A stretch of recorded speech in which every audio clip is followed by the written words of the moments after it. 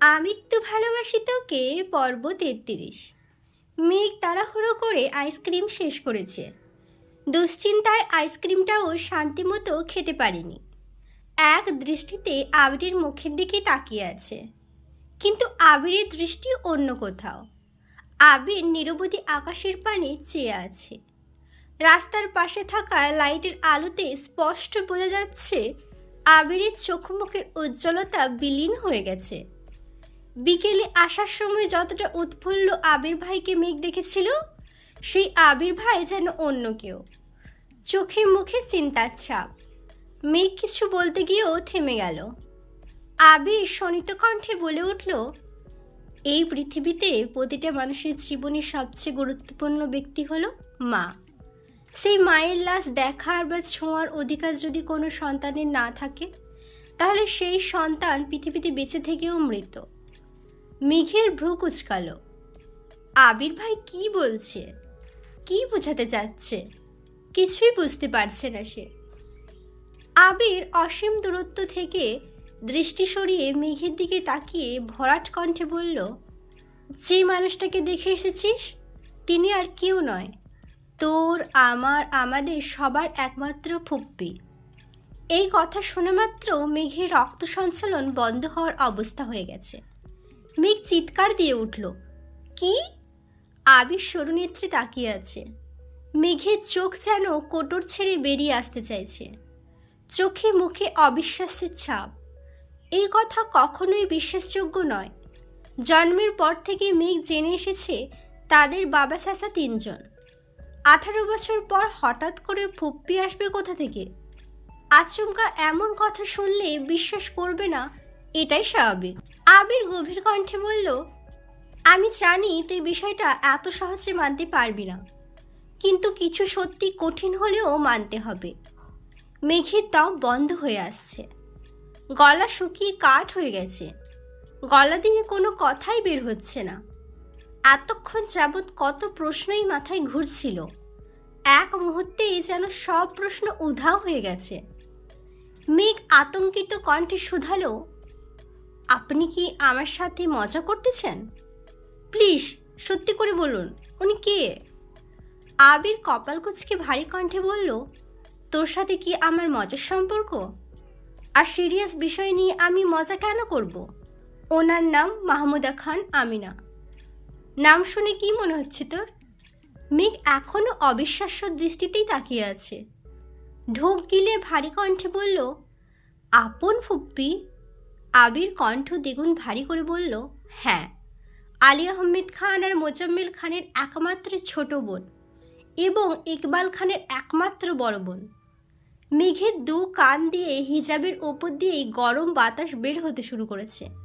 নিঃশ্বাস আটকে আসছে বারবার। আবির ভাই তো মজা করার মানুষ না, আর ওনার চোখ মুখ দেখে মনেও হচ্ছে না যে উনি মজা করছেন। আর বিয়েতে ওই মহিলার আচরণও বুঝিয়ে দিচ্ছিল ওনার সাথে গভীর কোনো সম্পর্ক আছে। তাহলে কি উনি সত্যি সত্যি ফুপ্পি হন? এত বড় কথাটা কোনোদিন শোনালো না, কিন্তু কেন? মেঘ ভাবনা চিন্তা করে প্রশ্ন করল, এত বছরে কোনোদিনও তো ওনাকে আমাদের বাসায় যেতে দেখিনি। আব্বুদের আপন বোন হলে বাসায় যান না কেন? আবির মৃদু হাসল। ভরাট কণ্ঠে বলল, ওনাকে বাসায় যেতে দেখবি কিভাবে? তোর জন্মের প্রায় 10 বছর আগে উনি খানবাড়ি ছেড়েছেন। 27 বছর হবে ওই বাড়িতে পা পড়েনি ওনার। মেঘ ভ্রুকুচকে প্রশ্ন করল, কেন, কি হয়েছিল? আবির শান্ত কণ্ঠে বলা শুরু করল, ফুপ্পি যখন ভার্সিটিতে পড়াশোনা করত, তখন ফুপ্পির একজনের সাথে প্রেমের সম্পর্ক গড়ে ওঠে। পুরো ঘটনা আমি জানি না, তবে বাসায় বিষয়টা জানাজানি হয়ে গেছিল। তখন আমার আম্মু নতুন বউ, বছরখানেক হবে আম্মুর বিয়ে হয়েছে। তোর আম্মুর তখনও বিয়েই হয়নি। ফুপ্পির এই ঘটনা জানার পর আব্বু আর চাচু ফুপ্পিকে মেরে একটা রুমে 3 মাস দরজা বন্ধ করে আটকে রেখেছিল। তখন দাদু বেঁচে ছিলেন, তবে অসুস্থ ছিলেন, কথাও বলতে পারতেন না। আম্মু দাদুর যত্ন করত, আবার ফুপ্পির দেখাশোনাও করত। ফুপ্পি আম্মুর হাতে পায়ে ধরে অনেক কান্নাকাটি করেছে, কিন্তু আম্মুর কিছুই করার ছিল না। 3 মাস ফুপ্পির ওপর 2 ভাই অত্যাচার করেছে যেন ওই ছেলেকে ভুলে যায়। এই পর্যায়ে ফুপ্পি খাওয়া দাওয়া বন্ধ করে দেয়। ধীরে ধীরে অনেক বেশি অসুস্থ হয়ে পড়ছিল। চিকিৎসা করে ফুপ্পিকে কিছুটা সুস্থ করার পর ফুপ্পি বাড়ি থেকে চলে গেছিল। ভাইদের অত্যাচারে সেই যে বাড়ি ছাড়ছিল আর কোনোদিন বাড়িতে ঢুকতে পারেনি। বাড়ি থেকে পালিয়ে গিয়ে ফুপাকে বিয়ে করে বছরখানেক ঢাকাতেই ছিল। চিঠির মাধ্যমে আম্মুর সাথে কয়েকবার যোগাযোগও করেছিল। ফুপ্পি বাড়ি ছাড়ার 1 বছরের মাথায় দাদু মারা গেছেন। ভাগ্যক্রমে তখন মেজো মামা আমাদের বাসায় ছিল। ঢাকা চাকরির পরীক্ষা দিতে আসছিল। আম্মু মেজো মামাকে ফুপ্পির বাসায় ঠিকানা দিয়ে দাদুর মৃত্যুর খবর পাঠাইছিল। এই কথা আব্বুরা কেউ জানত না। ফুপ্পি ফুপা দুজনেই আসছিল দাদুকে দেখতে। তখন আসিফ ভাইয়া ফুপ্পির পেটে ছিল। খানবাড়ির চৌকাঠে পা রাখতেই আব্বুর চোখ পড়ে দরজায়। চিৎকার দিয়ে 1 সেকেন্ডেই দাদুর লাশ চাদর দিয়ে ঢেকে রান্নাঘর থেকে দা নিয়ে বের হয়েছিল। যদি ফুপ্পি চৌকাঠ পার হওয়ার চেষ্টা করে তাহলে খুন করে ফেলবে। বাড়ি ভরা মানুষ থাকায় আব্বুকে আর চাচুকে সবাই আটকিয়ে রাখছিল, না হয় সেদিন খুনাখুনি হয়ে যেত। কত কত মুরব্বীরা উপস্থিত ছিল, কিন্তু আব্বুর মাথা সেদিন কেউ ঠান্ডা করতে পারেনি। দাদুর লাশ ছোঁয়া তো দূর, ফুপ্পিকে লাশ দেখতে পর্যন্ত দেয়নি। লাশ দাফন করে বাড়িতে পা রেখে প্রথম প্রশ্নটাই করেছিলেন, আমিনারে খবর দিচ্ছে কে? মায়ের মৃত্যুর শোকের থেকেও সেদিন 1000 গুণ বেশি তীব্র ছিল ওনার রাগ। কোনোভাবে জানতে পারছে আম্মু খবর পাঠাইছে। সেই দিন সেই অবস্থাতেই আম্মুকে বাড়ি থেকে বের করে দিয়েছিল। অথচ ফুপ্পি ওনারই মায়ের পেটের বোন। সেই বোনকে খবর দেওয়ার শাস্তিস্বরূপ আম্মুকে 2 মাস নানা বাড়িতে থাকতে হয়েছিল। একদম সংসার ভাঙার পর্যায়ে চলে এসেছিল। তখনকার সময়ে সংসার ভাঙা আম্মুর পক্ষে বা নানা বাড়ির মানুষের পক্ষে মেনে নেওয়া সম্ভব ছিল না। তারপর নানা, বড় মামা, আত্মীয় স্বজনরা অনেক বুঝিয়ে 2 মাস পরে আম্মুকে বাসায় নিয়ে আসছে। আব্বুর শর্ত একটাই ছিল, আর কোনোদিন ফুপ্পির সাথে যোগাযোগ করতে পারবে না। নিজের সংসার বাঁচাতে বাধ্য হয়ে সেই শর্ত মেনে নিয়েছিল আম্মু। মেজো মামা ফুপ্পির বাসায় গিয়ে সব ঘটনা বলে আসছিল। সেই দিন থেকে আজ পর্যন্ত ফুপ্পির সাথে বাসার কোনো যোগাযোগ নেই। মেঘ এতক্ষণ যাবৎ বিস্ময়কর দৃষ্টিতে আবিরের মুখ পানে তাকিয়েছিল। নিজের বাড়িতে এত বড় রহস্য লুকিয়ে আছে, অথচ সে কিছুই জানে না। আবির গলা খাকারি দিয়ে গম্ভীর কণ্ঠে বলল, তুই আমায় পাষাণ হিটলার বলিস? অথচ আমার থেকেও বড় মাপের হিটলার এত বছর যাবৎ খানবাড়িতে রাজত্ব করে আসছেন। যাদের কথার ওপর কারো কথা চলে না, যাদের ইচ্ছের বিরুদ্ধে কেউ কিছু করতে পারে না। ফুপ্পি নিজের পছন্দের মানুষকে বিয়ে করার অপরাধে মায়ের লাশ দেখার অধিকারটা পর্যন্ত হারিয়েছেন। 28 বছর যাবৎ বাবার বাড়ি পা রাখতে পারেন না। কতটা নিষ্ঠুর হলে মানুষ এমন কাজ করতে পারে? মেঘ দীর্ঘশ্বাস ছেড়ে প্রশ্ন করল, আপনি ফুপ্পিকে কিভাবে চিনেন? আবির শ্বাস ছেড়ে পুনরায় বলা শুরু করল, আমি ওনার সম্পর্কে জানতাম না। ছোটবেলায় একবার আম্মু পুরাতন জিনিসপত্র বের করেছিলেন। তখন একটা অ্যালবাম বের হয়েছিল।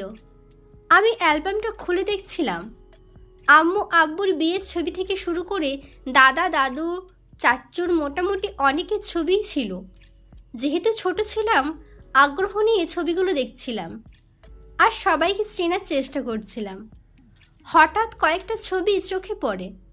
ছবিগুলো দেখে চিনতে পারছিলাম না বলে আম্মুকে জিজ্ঞেস করেছিলাম। আম্মু কিছু বলার আগেই আব্বু রুমে চলে আসছিল। আব্বু আমার হাত থেকে অ্যালবাম নিয়ে আমায় পড়তে বসতে বলেন। আমিও চুপচাপ পড়তে চলে গেছিলাম। এই বিষয়ে আর ভাবিনি। তার কয়েক বছর পর দেশ ছাড়ার আগে আব্বু আম্মুর কিছু কাগজপত্রের দরকার ছিল। আমি তখন আব্বুর ফাইলে কাগজ খুঁজছিলাম। তখন একটা ফাইল চোখে পড়ে। ওই ফাইলে সার্টিফিকেট, ছবি, আরও কিছু কাগজপত্র ছিল। মাহমুদা খান আমিনা নামটা আমি প্রথমবার সেখানেই দেখেছিলাম। বাবা মায়ের নামের জায়গায় দাদা দাদুর নাম লেখা ছিল। ছবিগুলো দেখে ছোটবেলায় অ্যালবামে দেখা ছবিগুলোর কথা মনে পড়েছিল। আমি সেখান থেকে একটা ছবি নিয়ে গেছিলাম। আম্মুকে একবার জিজ্ঞেস করেছিলাম, কিন্তু আম্মু বলেছেন আম্মু কিছু জানে না। আর এই বিষয়ে যেন আর কোনোদিন কাউকে কিছু প্রশ্ন না করে। তখন কিছুদিন আমার মাথায় বিষয়টা ঘুরেছিল। পরে ভাবছি হয়তো মারা গেছেন, তাই আম্মু জানে না বা জিজ্ঞেস করতে না করেছেন। বিষয়টা সেখানেই ভুলে গেছিলাম। কিন্তু ছবিটা যে আমার কাগজপত্রের সাথে চলে গেছিল এটা আমি জানতাম না। ওইখানে গিয়ে ছবিটা দেখে ফেললেও ইচ্ছে করছিল না, তাই আব্বু আম্মুর ছবির সঙ্গে রেখে দিয়েছিলাম। তবে কোনো দিন এই বিষয় নিয়ে ভাবি নাই। কথাগুলো শেষ করে আবির একটু থামলো। মেঘ জিজ্ঞাসু চোখে চেয়ে থেকে আস্তে করে বলল, তারপর? গত বছরের শেষ দিকে জান্নাত আর আসিফ ভাইয়াকে নিয়ে একটু ঝামেলা হয়েছিল। তখন রাকিব আমাকে আসিফ ভাইয়ার ফেসবুক আইডি পাঠাইছিল।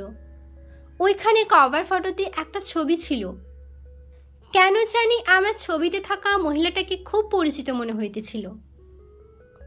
আমি রাকিবকে বলে আসিফ ভাইয়ার বায়োডাটা সংগ্রহ করি। ওইখানে আমি দ্বিতীয়বারের মতো নাম দেখি মাহমুদা খান আমিনা।